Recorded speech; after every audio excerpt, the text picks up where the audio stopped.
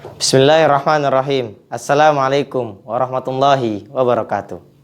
Innal hamdalillah nahmaduhu wa nasta'inuhu wa nastaghfiruh wa na'udzu billahi min syururi anfusina wa min sayyiati a'malina wa may yudlilhu fala hadiyalah.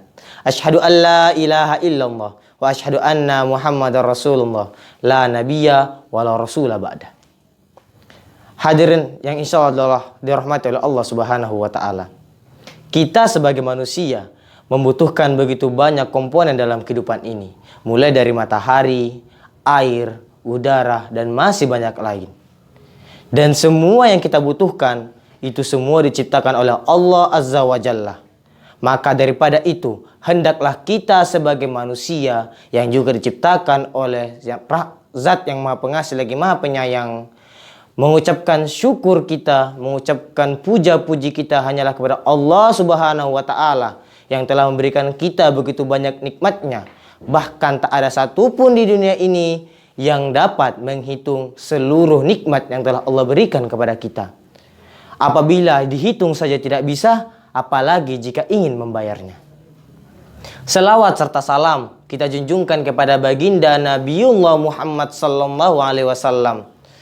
Seseorang yang telah ditunjuk oleh Allah secara langsung, yang pengilmuannya langsung diberikan oleh Allah, sehingga dia ditunjuk sebagai orang yang membawa risalah rahmatan lil alamin, sang pembawa agama Islam yang sehingga saat ini bisa kita rasakan keimanan dan ketakwaan kepada Allah Subhanahu wa taala.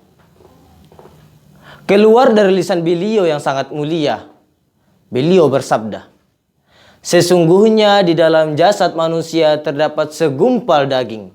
Apabila segumpal daging ini baik, maka baiklah seluruh jasadnya. Dan apabila segumpal daging ini buruk, maka buruk pula lah seluruh jasadnya. Lalu apakah segumpal daging ini? Tak lain dan tak bukan ialah kolbu atau hati. Hadirin yang insya Allah dirahmati oleh Allah Subhanahu wa taala. Hati merupakan salah satu organisme dalam tubuh kita yang sangat penting karena dialah menentukan baik buruknya seseorang. Dan kemudian hati ini terbagi atas 3 kategori. Yang pertama adalah hati yang sehat. Hati yang sehat ini adalah hati yang diidam-idamkan oleh semua orang. Karena kenapa? Karena hati yang sehat adalah hati yang ikhlas, hati yang ridho untuk beribadah, menyembah Allah Subhanahu wa taala. Dia rela menyerahkan seluruhnya yang dimilikinya, mulai dari hartanya, jiwa raganya diserahkan semua untuk Allah Subhanahu wa taala karena dia tahu betapa besar yang Allah akan berikan nanti ketika di akhirat kelak. Maka marilah kita berlomba-lomba teman-teman sekalian untuk menjadi orang-orang yang memiliki hati yang sehat. Karena hati yang sehat akan Allah berikan ketenangan di dalam hatinya, kemudian ketenangan dalam hidupnya, kemudian ketenangan ketika bertemu dengan Rabb yang Maha Kuasa. Kategori hati yang kedua adalah hati yang sakit. Apakah hati yang sakit itu? Dialah hati yang paling membingungkan. Karena dia adalah hati yang abu-abu.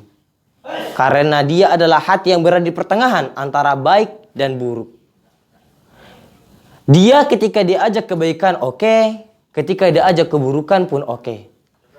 Ibaratnya ketika seseorang melakukan ibadah puasa, dia juga melakukan sholat. Tetapi di sisi lain dia juga melakukan berbagai macam keburukan. Seperti minum khamar, ataupun berjudi dan lain sebagainya. Hati inilah yang paling sering dimiliki oleh umat-umat muslim saat ini. Mereka melakukan ibadah, namun di sisi lain mereka juga melakukan maksiat. Maka ketika kita mulai merasakan bahwa hati kita sakit, maka marilah kita bermuhasabah diri, mengintrospeksi diri kita. Apakah kita termasuk hati orang yang condong terhadap keburukan? Apakah hati yang condong terhadap kebaikan? Kita mulai beristighfar, perbanyak istighfar kita, perbanyak zikir kita kepada Allah. Kita memohon, ya Allah tetapkanlah hatiku ke dalam kebaikan, dan janganlah sekali-sekali engkau masukkan aku ke dalam orang-orang yang fasik. Karena kenapa? Karena ketika hati ini tidak kita jaga, tidak kita rawat, maka dia akan terjatuh ke dalam hati yang buruk. Dan ketika kita sudah jatuh ke dalam hal yang buruk, maka buruklah kita. Kemudian kategori hati yang ketiga merupakan hati yang paling berbahaya bagi kita semua. Ialah hati yang mati. Apa itu hati yang mati? Hati yang mati adalah hati yang telah Allah tutup untuk menerima kebenaran. Hati yang Allah telah tutup untuk menerima hidayah. Sehingga tak ada lagi kebaikan di dalam dirinya. Sehingga dia termasuk dalam orang-orang yang celaka. Allah akan membuat dia bersenang-senang di dunia. Allah akan memberikan dia berbagai kenikmatan agar dia semakin jauh dari kebenaran. Dan ketika di akhirat kelak, maka dia akan termasuk orang-orang yang celaka. Allah masukkan dia ke dalam neraka. Kemudian dia siksa dan dia azabnya berkali-kali lipat. Na'udzubillah min zalik.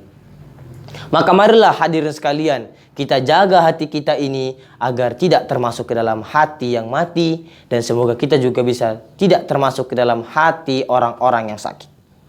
Karena kenapa? Hati merupakan komponen terpenting dalam hidup kita. Karena Allah tak melihat tampang kita, tak melihat kekayaan kita. Allah hanya melihat hati kita, apakah kita termasuk orang-orang bertakwa atau tidak. Karena Rasulullah sendiri mengatakan bahwa at-taqwa hahuna, at-taqwa hahuna, at-taqwa hahuna. Ketakwaan itu di sini, ketakwaan itu di sini, ketakwaan itu di sini. Dan ketakwaan merupakan salah satu kunci yang akan memasukkan kita ke dalam surga, salah satu kunci yang akan mengundang rahmat dan ridha Allah Subhanahu wa taala. Semoga kita semua bisa menjadi orang-orang yang bertakwa dan termasuk orang-orang yang sehat hatinya sehingga kita bisa tenang di dunia maupun di akhirat. Akhirul kalam, assalamualaikum warahmatullahi wabarakatuh.